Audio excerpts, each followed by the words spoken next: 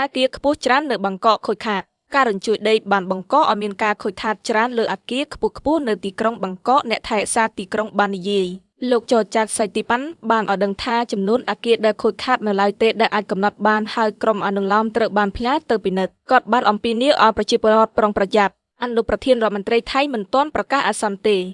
បន្ទាប់ពីការលំបាកក្នុងការបញ្ជាក់ថាតើថៃបានប្រកាសអាសន្ននៅរដ្ឋធានីបាងកកឬអត់អនុប្រធានរដ្ឋមន្ត្រីថៃលោកអនុទីនចុនវ៉ារ៉ាត់គុលបាននិយាយថាស្ថានភាពនៅបាងកកនៅតែធ្ងន់ធ្ងរប៉ុន្តែមិនទាន់មានការប្រកាសអាសន្ននៅឡើយក្រសួងអាកាសយានថៃបានអះអាងថាប្រលានយន្តហោះនៅបាងកកនៅបន្តប្រតិបត្តិការដោយធម្មតាអភ័ន្តរសញ្ញាមនុស្សជាច្រើនសន្លប់ស្ទើរមិនដឹងអ្វីអភ័ន្តរសញ្ញាអ្នកថតរូបព័ត៌មានពីរើត្រើនលោកអិនវ៉ាងដែលកំពុងធ្វើដំណើរទៅបាងកកបានស្ថិតនៅក្បែរតំបន់សំណង់ដែលមានអាគារដួលរលំខ្ញុំកំពុងព្យាយាមរកអាហារណាំនៅក្នុងមូលមួយខណៈពេលដែលមានរញ្ជួយដីខ្ញុំបានមើលចេញទៅហើយឃើញធូលីច្រើនកំពុងកើនឡើងពីអាគារខាងក្បែរកម្មករសំណង់បានរត់ចេញមានធូលីពេញទៅមនុស្សកំពុងរត់គ្រប់ទិសទីអ្នកជាច្រើនត្រូវគ្របដណ្ដប់ដោយធូលីពីអាគារដួល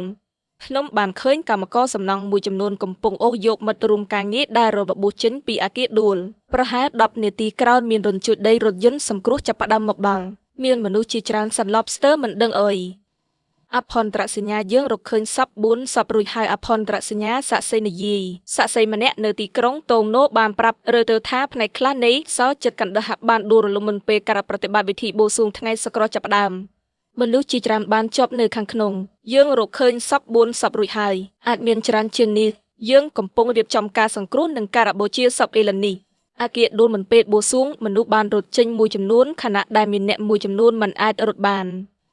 លើមិនអាចការអាងព័ត៌មាននេះបានភ្លាមទេពីផ្សារហិរញ្ញវត្ថុថៃផ្អាកការទិញលក់លើម៉ោង 15:20 ពីផ្សារហិរញ្ញវត្ថុថៃបានផ្អាកការទិញលក់ទាំងអស់សម្រាប់សម័យរសៀលនៃថ្ងៃសក្របន្ទាប់ពីហេតុការណ៍រញ្ជួយដីនាយកដ្ឋានទីផ្សារហិរញ្ញវត្ថុថៃសូមប្រកាសផ្អាកការទិញលក់ទាំងអស់ភ្លាមនាយកដ្ឋានបានបញ្ជាក់លើគេហទំព័ររបស់ខ្លួនការបិទនេះប៉ះពាល់ដល់ទីផ្សារទាំងអស់រួមទាំងសិទ្ធិម៉ៃនិង TFTH សម្រាប់សម័យរសៀលនៃថ្ងៃនេះសន្ទុះសិទ្ធិបានធ្លាក់ចុះ 1.5% ទៅកម្រិតទាបជាងមួយសប្តាហ៍ដោយតម្លៃភាគហ៊ុននៅតែមានសម្ពាធពីការកើនអាកលយន្តរបស់អាមេរិកមិនទាន់មានព័ត៌មានផ្លូវការពីមីយ៉ាន់ម៉ាអំពីការខូចខាតមិនទាន់មានការប្រកាសផ្លូវការពីអាជ្ញាធរមីយ៉ាន់ម៉ាអំពីការខូចខាតនៅឡើយមន្ត្រីម្នាក់ពីនាយកដ្ឋានសង្គ្រោះអគ្គិភ័យមីយ៉ាន់ម៉ាបានប្រាប់រើថាយើងបានចាប់ផ្ដើមការស្វែងរកហើយកំពុងស្រាវជ្រាវជំវិញទីក្រុងដើម្បីពិនិត្យអំពីការខូចខាតនិងអ្នករងគ្រោះទៅពេលនេះយើងមិនទាន់មានព័ត៌មានអ្វីនៅឡើយការបង្ហោះលើបណ្ដាញសង្គមពីទីក្រុងដាឡេដែលជារដ្ឋធានីបុរាណនៃមីយ៉ាន់ម៉ាបានបង្ហាញអាគារដួលនិងអភិវឌ្ឍសំណង់ខូចខាតក្នុងតំបន់រើមិនអាចអះអាងការបង្ហោះទាំងនេះបានភ្លាម